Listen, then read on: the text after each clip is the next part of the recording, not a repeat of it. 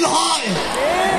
June 6 এই শহীদ মিনার থেকেই যৌক্তিক কোটা সংস্কার আন্দোলন শুরু হয়।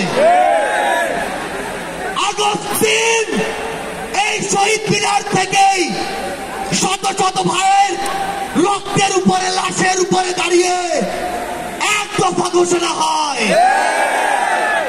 আগস্ট 5 এই আগস্ট থেকে পালিয়ে যায়। ওই জুন 5 থেকে আগস্ট 5-এর যে লড়াই, সে লড়াই কি শেষ হয়ে গিয়েছে? আমাদের সংগ্রাম কি শেষ? আমাদের সামনে এখনো খুনিরা, খুনিদের দোসররা এখন উন্মুক্ত ভাবে চলাফেরা করে।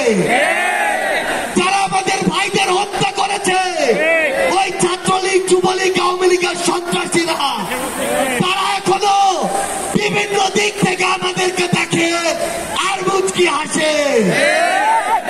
এই খুনিদের বিচার হতে হবে কিনা?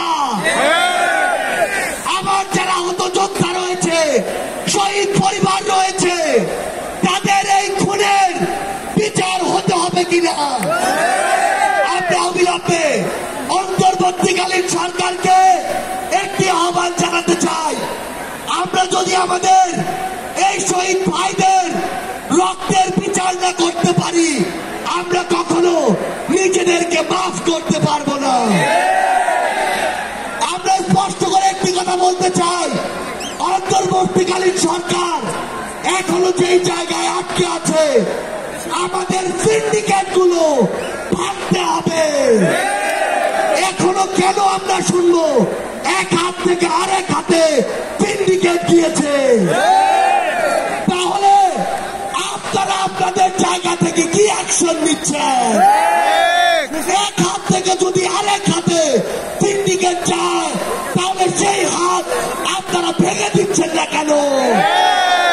আমরা অন্তর্বর্তীকালীন সরকারকে আরেকটি স্পষ্ট আহ্বান জানাতে চাই, সেটি হচ্ছে আমাদের এই বাংলাদেশ সকল দেশের সাথে বন্ধুত্বপূর্ণ পররাষ্ট্র নীতিতে যাবে, কিন্তু সেই বন্ধুত্বপূর্ণ পররাষ্ট্র নীতির সুযোগে কেউ যদি মাথায় উঠে বসে, আমরা তাকে মাথা থেকে মাটিতে ফেলে দিতে বিন্দু।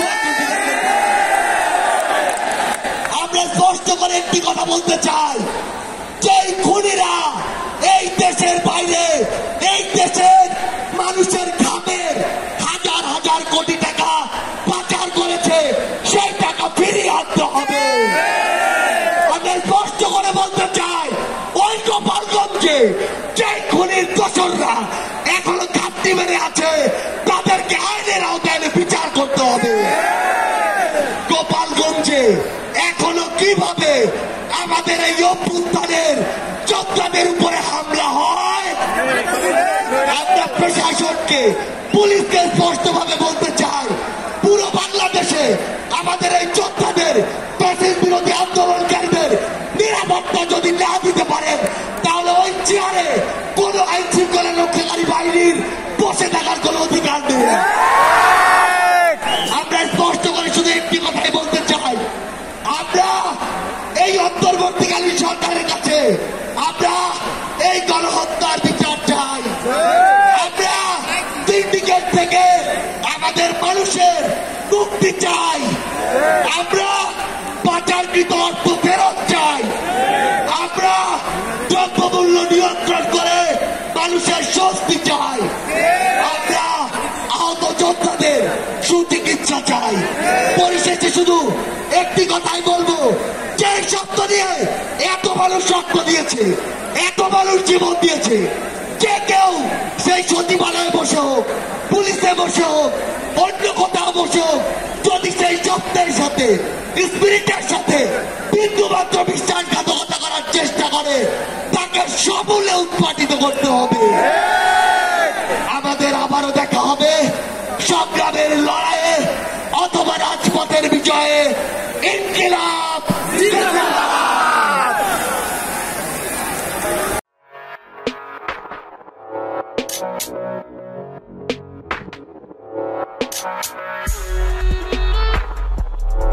Thank